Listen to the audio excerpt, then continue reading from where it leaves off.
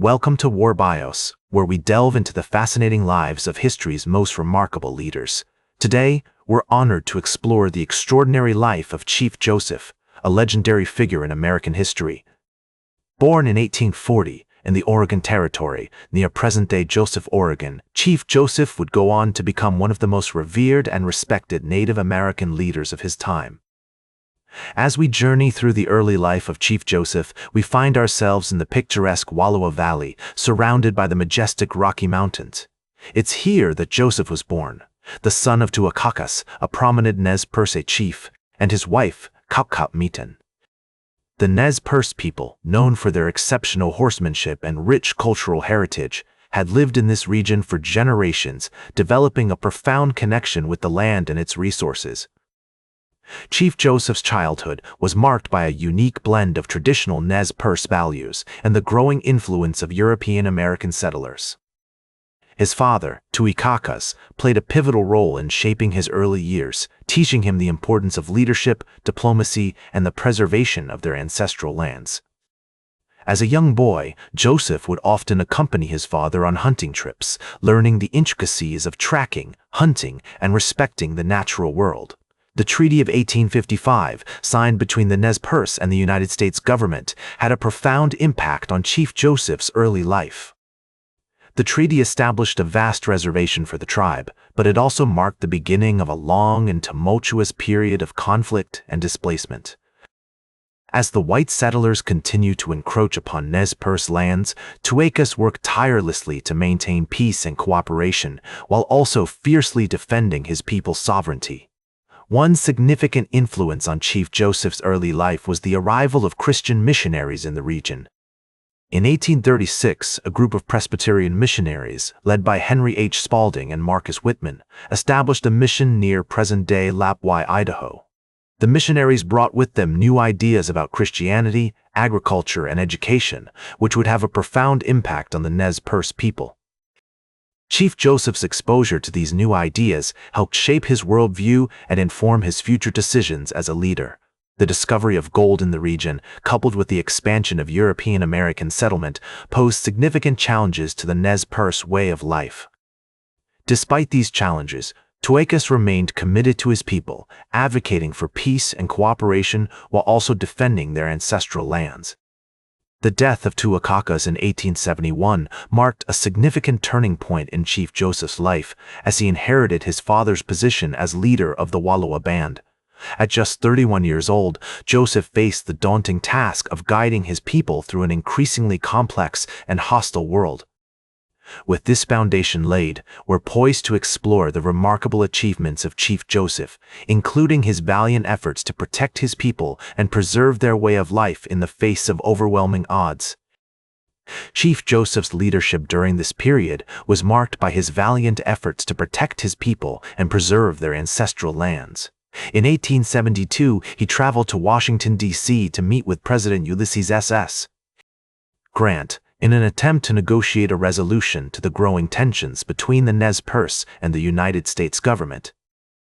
This journey not only showcased Joseph's exceptional diplomatic skills, but also demonstrated his deep commitment to finding peaceful solutions to the conflicts that threatened his people.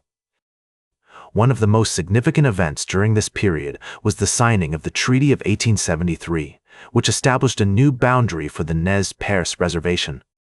However, the treaty also marked a significant turning point in the relationship between the Nez Perce and the United States government, as it paved the way for further encroachment on Native American lands.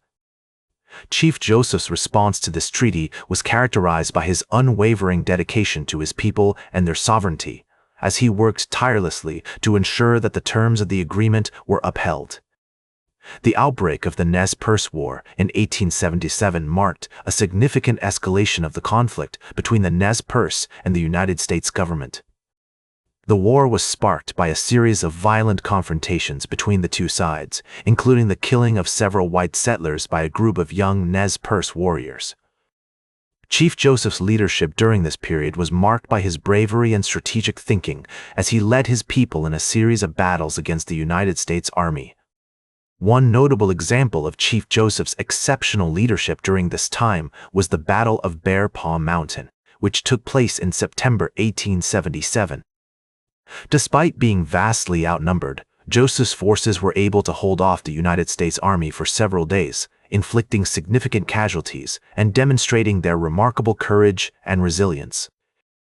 As Joseph himself noted, "I will fight no more forever," highlighting his deep desire to find a peaceful resolution to the conflict. His leadership during this period was marked by his exceptional diplomatic skills, his bravery in battle, and his unwavering dedication to his people's sovereignty. With this comprehensive understanding of Chief Joseph's primary accomplishments, we're now poised to explore the later life of this extraordinary leader, including his experiences in exile and his continued advocacy for Native American rights. Despite these challenges, Chief Joseph continued to advocate for Native American rights and work towards finding peaceful solutions to the conflicts that threatened his people. In 1879, he traveled to Washington, D.C. to meet with President Rutherford B. Hayes, where he argued for the return of his people to their ancestral lands in the Pacific Northwest. This journey not only showcased Joseph's exceptional diplomatic skills, but also demonstrated his deep commitment to preserving his people's culture and identity. One notable example of Chief Joseph's advocacy during this period was his speech to the North American Indian Conference in 1880, where he eloquently articulated the struggles faced by Native American communities and called for greater understanding and cooperation between Native Americans and the United States government. As Joseph noted, "We want a country to live in, where we can raise our children and teach them the ways of our people." This speech highlighted his deep desire to find a way for his people to thrive in a world that often seemed determined to erase their culture and identity. In 1885, Chief Joseph was finally allowed to return to the Pacific Northwest, where he settled on the Colville Reservation in Washington state.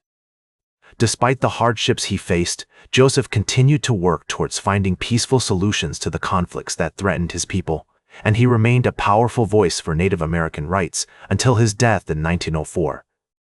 His leadership during this period was marked by his exceptional diplomatic skills, his bravery in the face of adversity, and his unwavering dedication to his people's sovereignty. In conclusion, our exploration of Chief Joseph's life has taken us on a journey through the complexities of conflict, diplomacy, and cultural preservation. That's all for today's War Bios. Remember to like, share, and subscribe, and until next time, I'm General Biography reminding you to keep marching toward victory.